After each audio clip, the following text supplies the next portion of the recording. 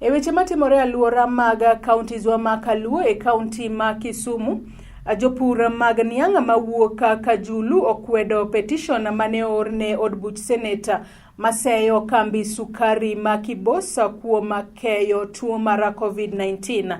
Kagiloso kod ute fwambo e chiro maguba Kisumu East e county ma Kisumu, achiel kuom jopur goeko Wellington okumu owacho ni kambi noero okoro dagi kao Niang kowuok kuom jopur nikech petition makamano.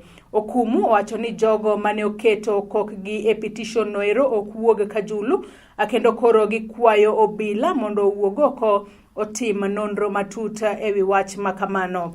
Omedo ni nitiere jok moko mawuok oko mar mondo mi giketh nyinga kambi sukari ma Kibosa.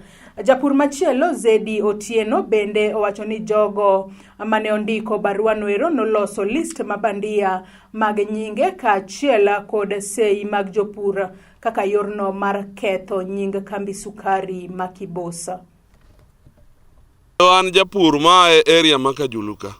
To ok wayie gi gima jomoko nyocha notimo kane ondiko ne jo Senate kage wacho wach mar ni Kibosuga emokelo COVID-19 ma koro oenea Kenya kae msemane. Taparo ni COVID-19 nobiro mabende kata kaka nobiro ne serikal nolando kendo ji nong'eyo.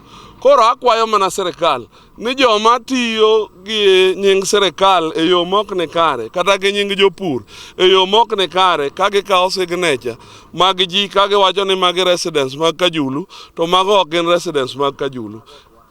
Ne en wach ma Niang ok nyal dhi, an gi nyithindo madhi sikul to Niang koro lor factory ne wach corona. Ok wang'e corona ni oa e piny mane.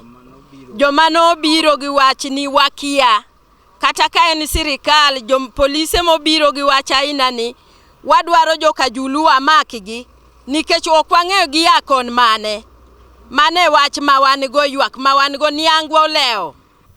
Wan kaka jopur mag Miwani kata mag Kibos Sugar Belt Kisumu Sugar Belt wan wakia atiang' ok nyal tiyo gi nyingwa e yo mofuwo notero Kibos e court to Kibos ni emosebedo ka konyowa nyaka ne Miwani kethre. Wan jo osesomo, wan wasebedo ka Kibos ema konyowa, and therefore ka tiang' nigi issue no nego be no luongo bura mar jopur to liars with Kisumu Sugar Belt more represent jopur man gi societies of 100, and therefore atiang' ok nyal kawa ni wan odwa tugo kodwa ka nyithindo. Wan gi jowa moko, they are our brothers in the industry, the likes of Atiang'. I just want to tell them this.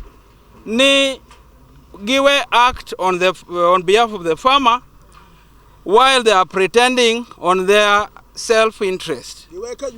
Gin gibiro ka, and I think Niki ng'iyo the document mawan goka, the petition itself, ondik ni Charles Ochieng, and we know it is Charles Ochieng aka Atiang'.